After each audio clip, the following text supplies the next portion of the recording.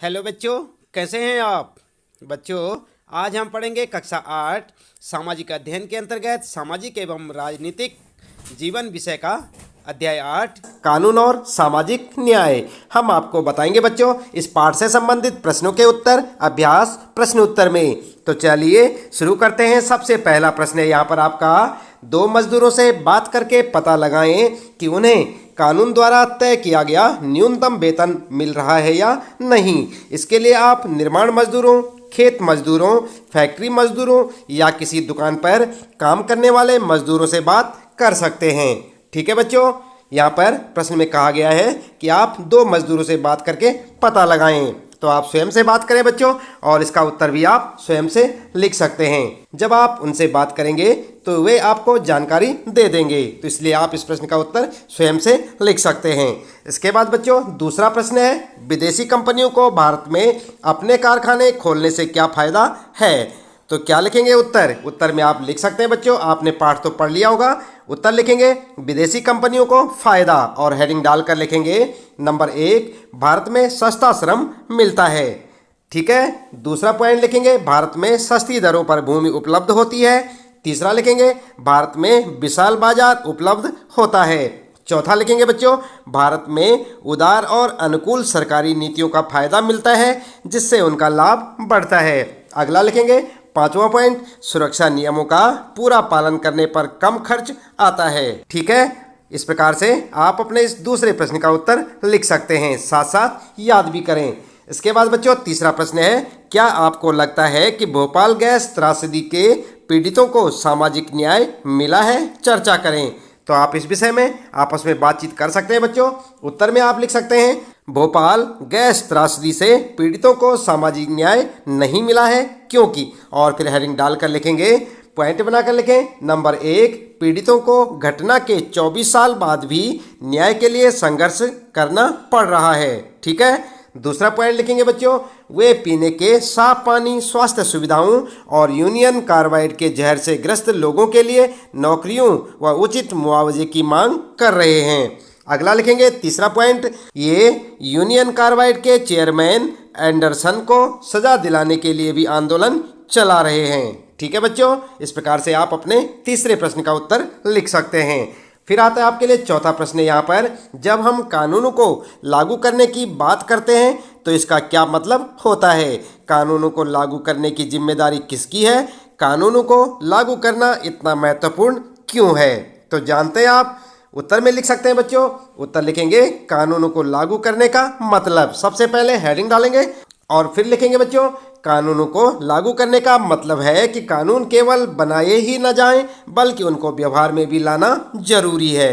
ठीक है, इसके बाद दूसरी हेडिंग डालेंगे बच्चों, कानून लागू करने की जिम्मेदारी, और फिर लिखेंगे कानून बनाने का काम विधायिका करती है और कानून को लागू करने का काम कार्यपालिका यानी कि सरकार का होता है।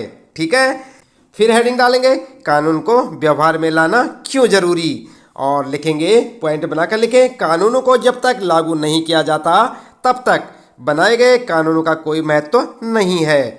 दूसरा पॉइंट लिखेंगे बच्चों, जब कोई कानून ताकतवर लोगों से कमजोर लोगों की रक्षा के लिए बनाया जाता है तो उसको लागू करना और भी महत्वपूर्ण हो जाता है, क्योंकि कानून के लागू होने से उनके हितों की रक्षा होगी। तीसरा पॉइंट लिखेंगे बच्चों, कानून लागू करके ही सरकार व्यक्तियों या निजी कंपनियों की गतिविधियों को नियंत्रित कर सकती है ताकि सामाजिक न्याय सुनिश्चित किया जा सके। आई बात समझ में? इस प्रकार से आप अपने चौथे प्रश्न का उत्तर लिख सकते हैं बच्चों, साथ साथ याद भी करते रहें। इसके बाद शुरू होता है आपका पांचवा प्रश्न यहाँ पर, कानून के जरिए बाजारों को सही ढंग से काम करने के लिए किस तरह प्रेरित किया जा सकता है? अपने जवाब के साथ 2 उदाहरण दें। तो यहाँ पर उत्तर में आप लिख सकते हैं, कानूनों के माध्यम से निम्नलिखित प्रकार से बाजारों को सही ढंग से काम करने के लिए प्रेरित किया जा सकता है। हेडिंग डालकर लिखेंगे नंबर 1, चीज़ों की गुणवत्ता निर्धारित मानकों के अनुरूप होनी चाहिए, यह बताने के लिए कानून बनाया गया है। उदाहरण के लिए विद्युत उपकरण सुरक्षा मानकों के अनुरूप होने चाहिए। दूसरा लिखेंगे बच्चों, कीमतों को नियंत्रण में रखने वाले कानून आवश्यक वस्तुओं की कीमतों जैसे चीनी, दाल, तेल, अनाज आदि को नियंत्रण में रखता है। ठीक है, इस प्रकार से आप अपने 5वें प्रश्न का उत्तर लिख सकते हैं बच्चों। इसके बाद छठा प्रश्न है आपके लिए। मान लीजिए कि आप एक रासायनिक फैक्ट्री में काम करने वाले मजदूर हैं। सरकार ने कंपनी को आदेश दिया है कि वह वर्तमान जगह से 100 किलोमीटर दूर किसी दूसरे स्थान पर अपना कारखाना चलाए। इससे आपकी जिंदगी पर क्या असर पड़ेगा? अपनी राय पूरी कक्षा के सामने पढ़कर सुनाएं। तो आप चाहें तो बच्चों अपनी कक्षा में सुना सकते हैं। उत्तर में आप लिखेंगे एक मजदूर की जिंदगी पर पड़ने वाले प्रभाव, और हेडिंग डालकर लिखेंगे नंबर 1, नए स्थान पर रहने की व्यवस्था करनी पड़ेगी।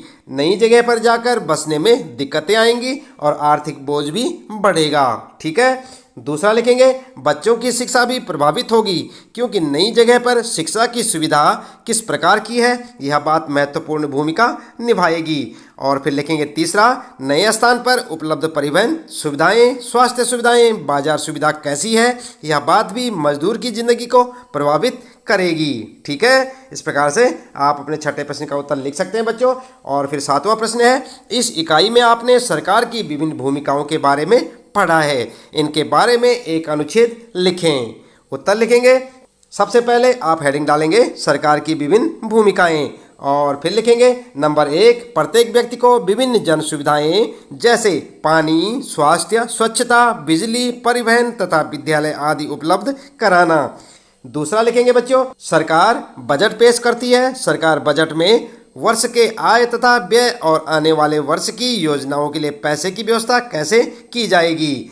तीसरा पॉइंट लिखेंगे सरकार कानून बनाती है तथा इस बात को भी सुनिश्चित करती है कि कानूनों को कैसे लागू किया जाए। अगला लिखेंगे चौथा, सरकार यह भी सुनिश्चित करती है कि संविधान में वर्णित मौलिक अधिकारों का हनन ना हो। ठीक है, इस प्रकार से आप अपने 7वें प्रश्न का उत्तर लिख सकते हैं। और फिर शुरू होता है आपका 8वां प्रश्न बच्चों।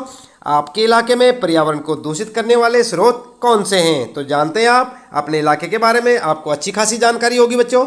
यहाँ पर है क हवा, ख है पानी और ग मिट्टी में प्रदूषण के संबंध में चर्चा करें।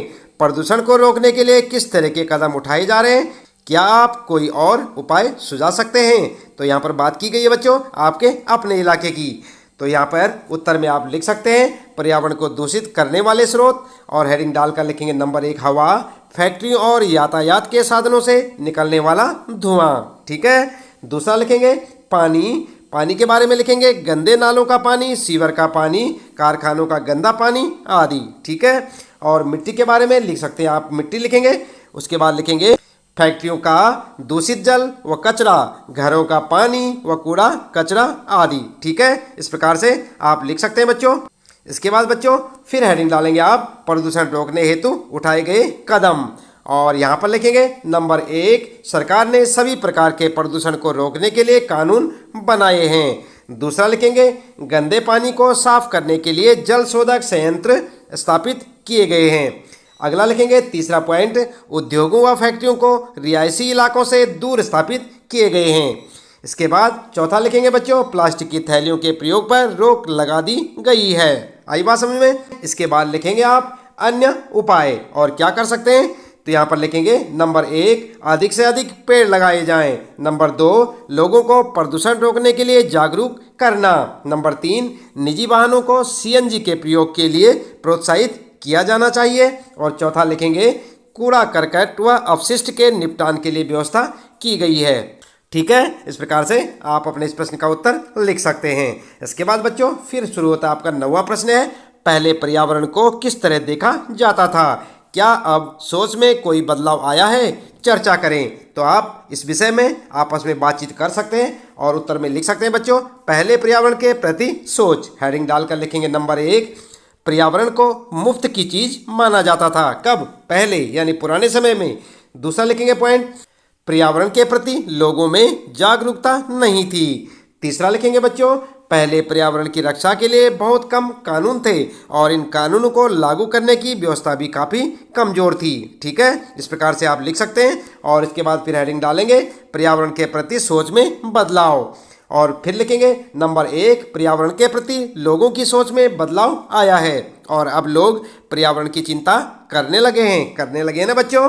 और दूसरा लिखेंगे न्यायालयों ने अपने फैसलों में स्वच्छ पर्यावरण के अधिकार को जीवन के मौलिक अधिकार का हिस्सा माना है।